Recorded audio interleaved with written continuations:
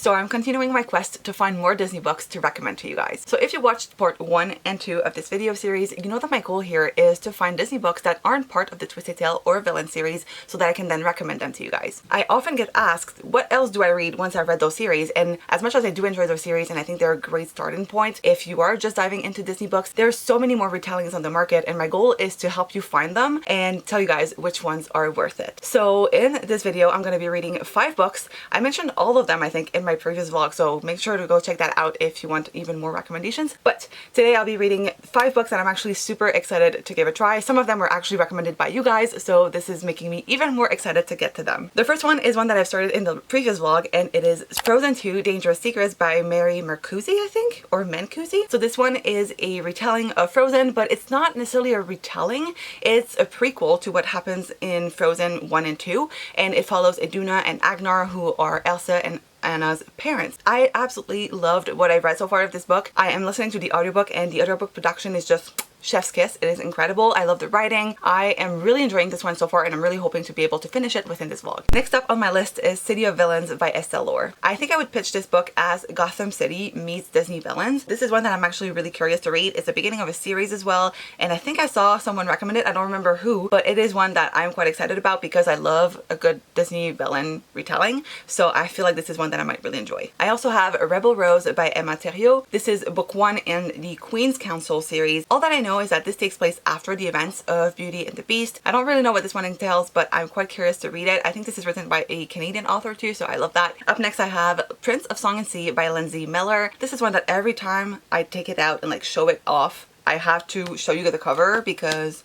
it is stunning. But basically this is a Little Mermaid retelling that is told from the perspective of the prince. I think this is the start of a new series as well, so I'm quite curious because I love this cover, so I hope the content does it justice. The last book on this TBR is Bravely by Maggie Stiefvater. So this is following Merida after the events of the movie. I think it takes place over like a full year, and it's something that has to do with the seasons. I don't remember the premise of this, but I do know that I love Maggie Stiefvater's writing because I loved The Raven Cycle, so I have a feeling that I might really enjoy this one, and I don't think I've ever seen a Brave retelling, so this is one that I'm really intrigued by.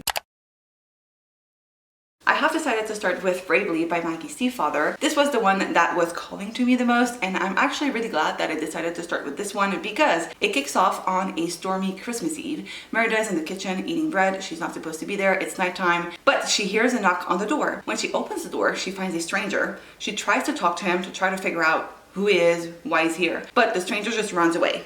Merida being Merida, she chases him, only to find out that he's actually the god of ruin, and he was there to destroy Dunbrook so that we can start anew. But Merida proposes a bargain. Merida has a year to prove that people can change without needing destruction, and the god of ruin will do the same thing, meaning that he will try to prove his point and show that destruction is needed for Dunbrook to relive, basically. One of the things that I'm really enjoying about this is because it takes place over a year, it's divided by season. The story kicks off in winter because obviously Christmas Eve, and there's also like a subplot that's like a little bit more political that I'm not even going to try to explain because even now I don't fully grasp it, but Merida will have to travel with her family over the course of the year to do something else, and that kind of has a link, I guess, with the main storyline. It's a little bit confusing so far, but I'm not that far in, so it is normal for me to be a little bit confused. But so far I'm really liking the writing style. Maggie Stiefvater is such a gifted writer. She kind of writes like lyrical prose, but it's something that really resonates with me, and I feel like for this story it just works really well because it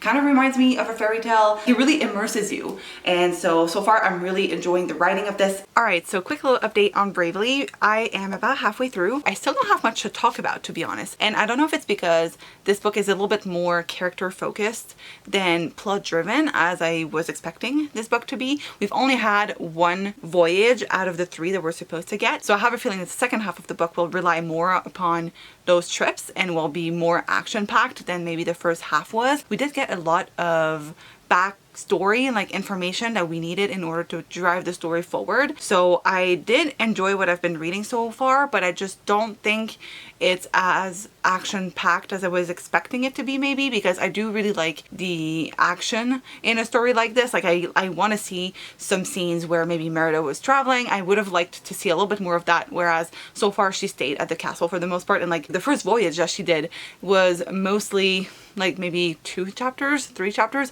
so it was mostly mostly contained to like a couple of chapters and I wish that we would have gotten more out of it. I guess we'll see what the second half of the book will entail, but yeah, don't have much update on. I'm still enjoying it though, like I'll be honest, it's still enjoyable. It's just not as action heavy as I was expecting it to be. I finished reading Bravely, so let's talk about it. I really liked the way this book ended. I feel like it really wrapped up in a bow in a way. I really liked the way the author handled the ending, and it even made me consider bumping my rating up a star, but I think in the end I'm going to settle on the 3.5 stars, and that's simply because while I did like what this book did and like the message that it tried to convey, I feel like my expectations for this were not the right ones, and I think that might just be the way that I dove into this, like the expectations that I had set up for myself. But I feel like the way this book is marketed, you expect this to be like action-packed and like very heavy on the plot, but it is a book that is all about character development, and I do feel like it came really easily for our characters. I don't know, I was expecting Merida to have to work harder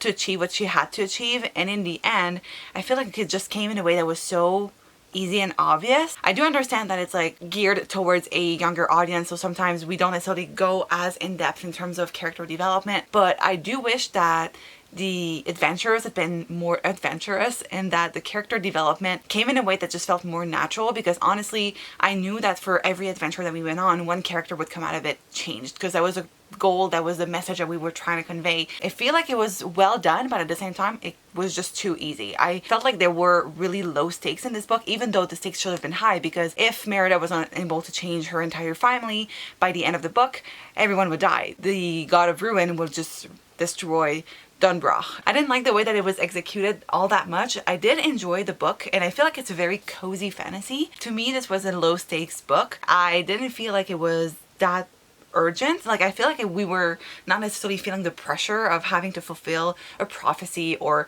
like we were going to war, or there wasn't the pressure that you would normally get in such a story. But I do feel like the stakes could have been just a tad higher. I just feel like we were missing that urge or that fire that would have really driven the book forward. That being said, I did really enjoy the writing style. I feel like Maggie Stiefvater is a very talented writer. She is able to really craft an atmosphere. You really get to know the characters and you understand what they have to go through. You understand where they're coming from. You understand where they go after. I liked the way that this was done, but I just feel like it was a little too easy, and I wanted the characters to have to work harder to get to where they needed to be. I also really liked the romance. I know it's not necessarily a romance book, but I liked the way that it was handled. I feel like it wasn't like heavy-handed, but as a romance reader, it really satisfied the romance craving I might have had with this book. I enjoyed that part, even though it's not like a romance and it doesn't necessarily include the traditional like romance that you would expect. In the end, I would recommend it. I think if you're a fan of Brave, I think if you like cozy fantasies, I think this would be up your alley. I have a feeling that a lot of people might enjoy this.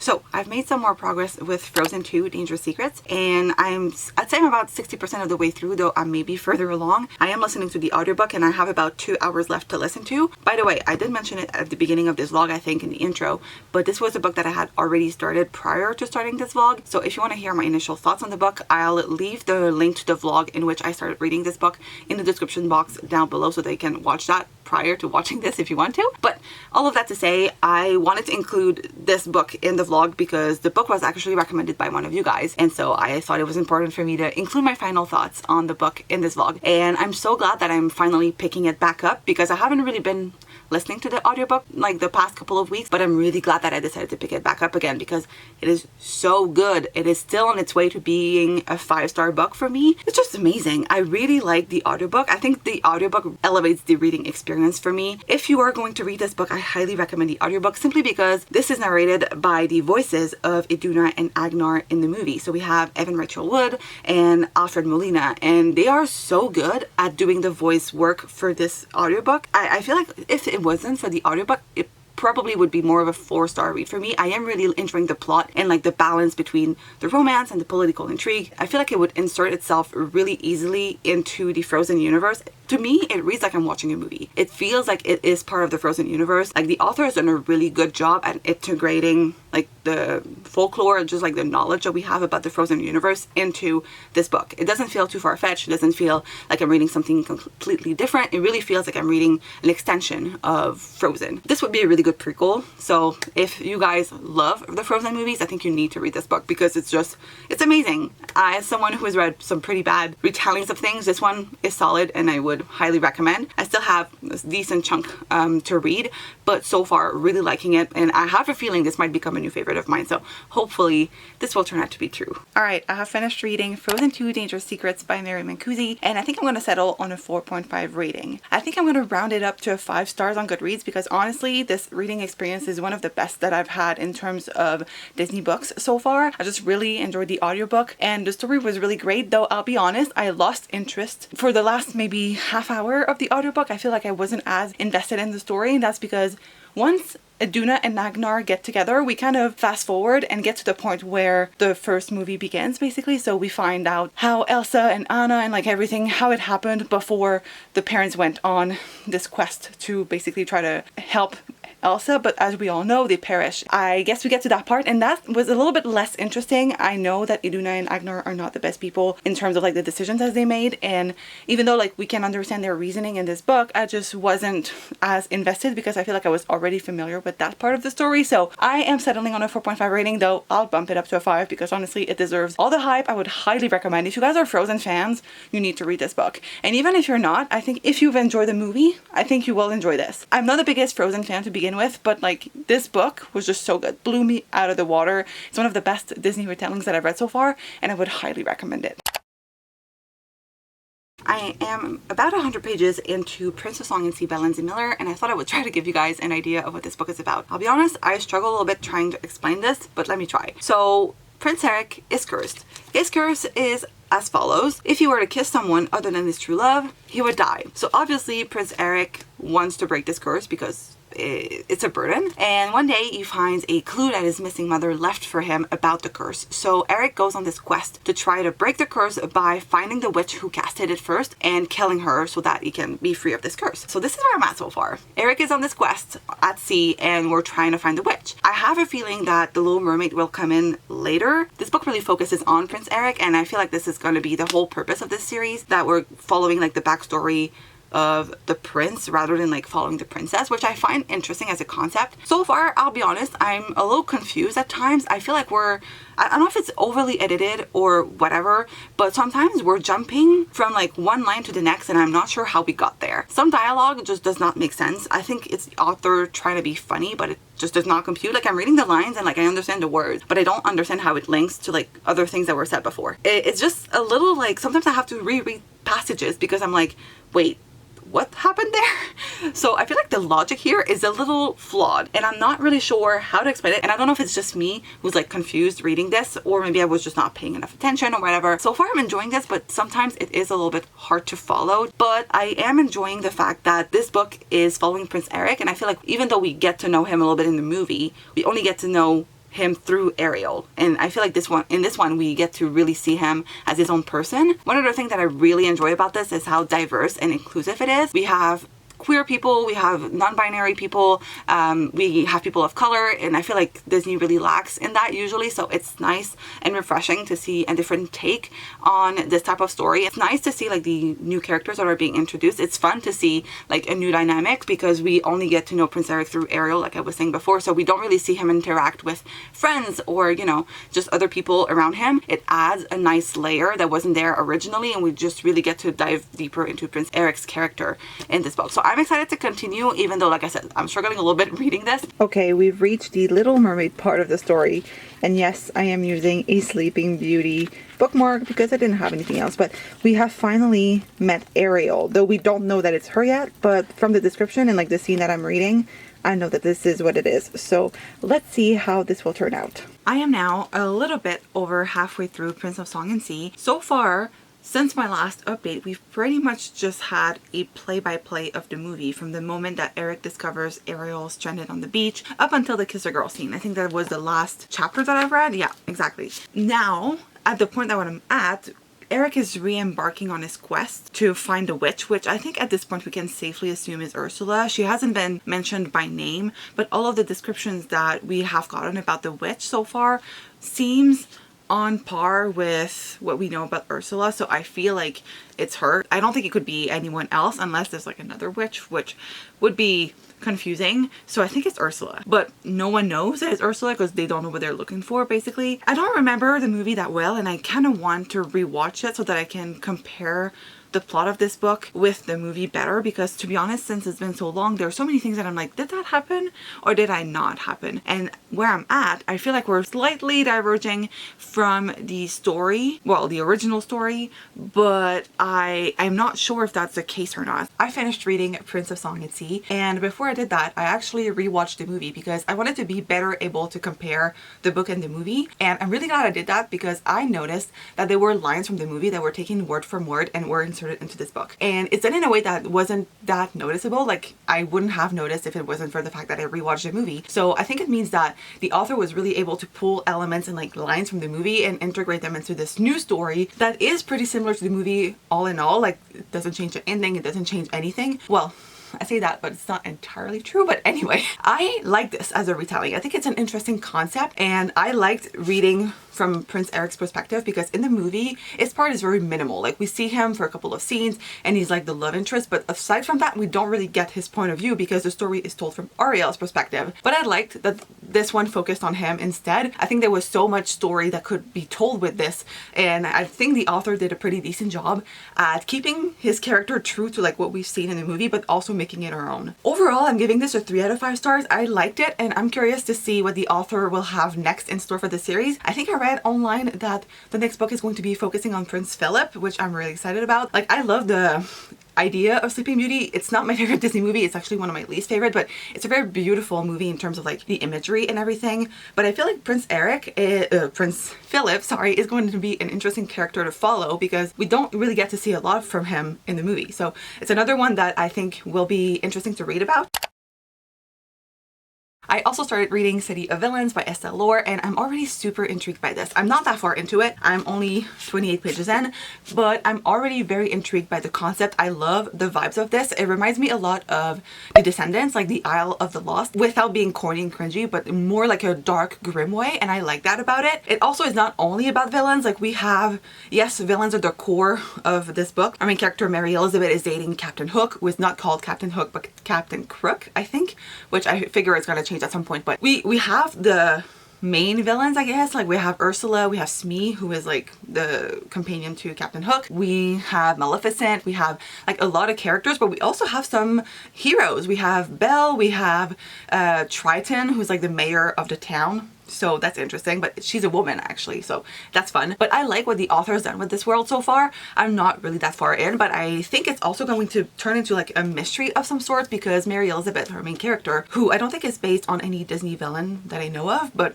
maybe I'll figure it out further along the way. But she's interning at a police station because she wants to become a police officer, like a detective, and one of the characters from the school that she goes to goes missing. So one of the people she knows goes missing, and so she's invested in the case. She wants to find them, and I guess like I'm at the point where she finds out that someone goes missing, so I have to assume she'll be assigned the case maybe, or she'll work on it on her own. I'm intrigued by this. I have a feeling I could really like this, and it's also super short, so I'm excited to continue reading this. I feel like this could be a really fun twist on the Disney villains universe, so I'm excited. I am about halfway through City of Villains, a little bit under that, but a new disappearance has happened. The plot is not that fast moving for a mystery, but I'm still very much invested in the story. I feel like we're following like an actual detective trying to solve a case in like the traditional way, which I find to be fun. It's very different from any Disney retelling that I've ever read, so I'm enjoying that immensely. And I have a feeling, my theory is that Mary Elizabeth, our main character, is or might be the Queen of Hearts. That's my theory. Her last name is Hart, so that is kind of a clue, I guess. But she also wears like a stack of necklaces that have like heart pendants on them, and I don't know why, but this just like signaled to me that she might be the Queen of Hearts, though she doesn't behave like the Queen of Hearts so far. So I guess we'll have to continue the series because I think it's the first book in the series too. So I guess maybe over time that will be confirmed or not. But yeah, so far enjoying this a lot. Like I understand why I saw some people recommend it because it's actually quite good. So I'm having fun. Alright, so I finished reading City of Villains and wow, what an ending! I'm so excited to continue reading the series because I really liked the twist at the end, and I'm not going to dive too deep into it because I don't want to spoil you guys, but I really liked what this story turned out to be. It really took me by surprise. I really enjoyed this. I think I'm giving this a 4 out of 5 stars. It was a really strong start to the series, and I think if you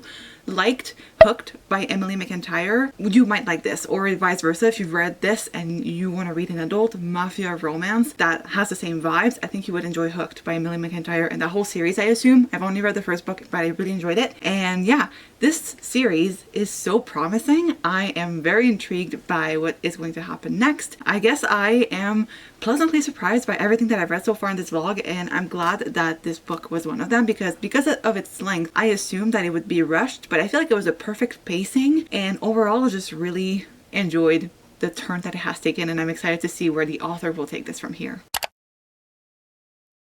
I got a new microphone for my camera. I hope you can hear me. I hope I set this up correctly, and I hope this makes a difference sound-wise. I don't know if like the settings are right or anything. I need to look into that, but I still wanted to give you guys my first impressions on Rebel Rose because I did start reading the book. I am on page 82, so not that far into the book, but far enough for me to give you my first impressions. So this is following Belle after she broke the curse, and it's basically like a follow-up to Beauty and the Beast. In this one, Belle and Adam, who in this book is called Leo, I hate it. I hate the change, to be honest. They explained why they did it, like why the change at the beginning of the book, but I was like, no, I'm not buying this. Anyway, that's a personal preference. I hate it, but that's fine. Anyway, Belle and Adam, or Leo in this case, are going to Paris in order to try to strengthen their kingdom's relationship with the King of France. And while they're there, the French Revolution basically breaks. We're on the verge of like the French Revolution. Where I'm at, like it hasn't been called the French Revolution yet, but like we're there because the events that I know, historically speaking,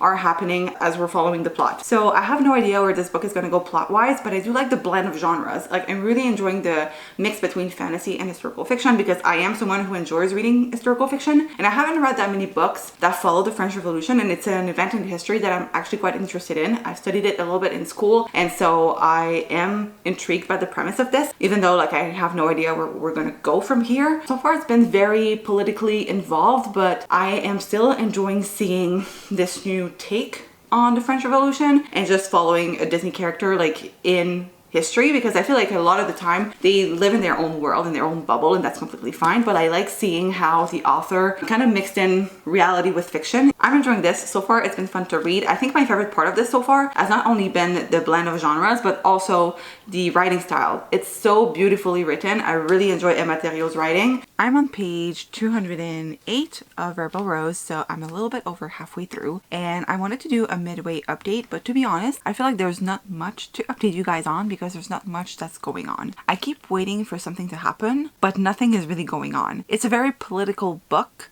It's about politics, and basically if I had to pitch it, I'd say it's about the French Revolution and how it affected and like its ramifications on Belle's kingdom. And Belle is trying to navigate politics, she's trying to navigate being a leader, and we're following her day-to-day life, but there's no overarching plot.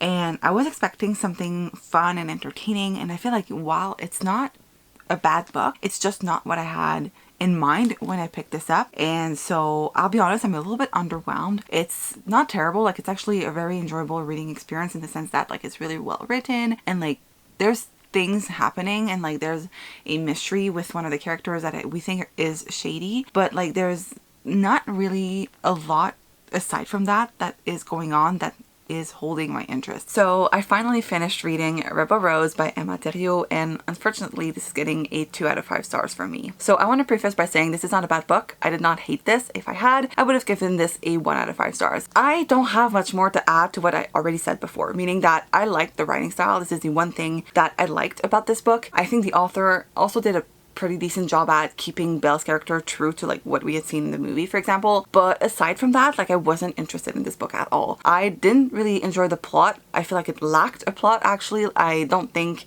we had anything special going on there. I feel like we lacked a sense of direction. I just didn't know where things were going, and I felt like we lacked a purpose. And because of that, it just felt like Belle was reacting to what was happening around her, but she wasn't necessarily being the strong, smart, independent woman that we have grown to know. Overall, like this was just not a great reading experience. Like I almost DNF'd it and I had like maybe 50 pages left. I actually really didn't like the direction that we went into for the ending. It came out of nowhere. Wasn't really that big a fan, but like some of the things made sense, was kind of predictable, but then also there was that one part that I really didn't like that I don't think we needed to go there for the plot to still make sense. Overall, wasn't a big fan of this. I don't know if I want to continue the series. I know the next book and like the rest of the series is all written by different authors. Like I didn't like the way like the Queen's Council thing came into play, so I don't know that I would be interested in reading the rest of the series. But if you guys have read the next book, which I think is a Mulan retelling, let me know what you thought about it, because I would be willing to try a book by a different author from this series, but like for what it is so far, I'm not sure I'm that interested or invested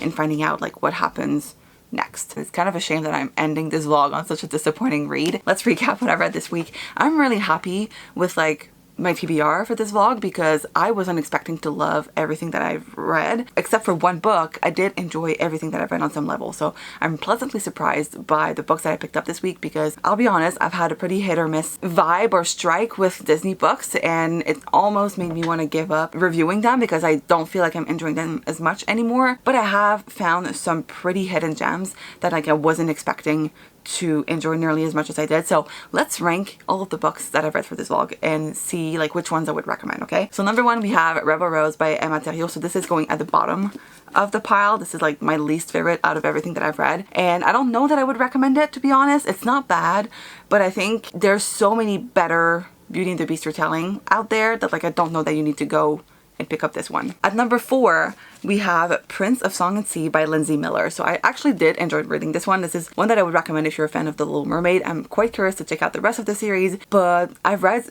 a lot of other great books for this vlog, and this is probably my least favorite of them. At number 3, we have Bravely by Maggie Stiefvater. So this is a fun twist on Brave, well, a fun follow-up, I'd say, to Brave. I think if you want a like cozy fantasy wintry reading experience, this one would be a great pick. If you did enjoy the Brave movie, I think this one would be something you might enjoy. I just found this to be very fun, even though like it wasn't as action-packed as I was expecting it to be, but this is a fun one, and this is one that I would recommend, and I feel like it's not as talked about as some of the other books that I have for this vlog, so this is one that you need to pick up if you haven't already. At number 4, we have City of Villains by Estelle Orr. I was a little bit hesitant diving into it, I'm not gonna lie, because of its length and the fact that it was supposed to be like this grim urban fantasy thing. I wasn't sure I was gonna like it, but this is a really fun twist on the Disney villains, and I am very curious to see where the series will go from here. Finally, at number 1, we have Frozen 2 Dangerous Secrets by Mary Mancusi. I don't have the physical book to finish off this pile, but it is the best book that I've read for this vlog, for sure. I loved the writing style, would highly recommend the audiobook experience, and if you enjoyed Frozen, like if you are a Frozen fan,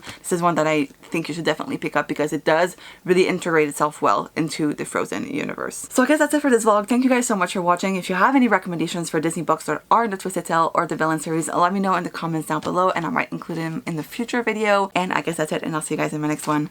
Bye!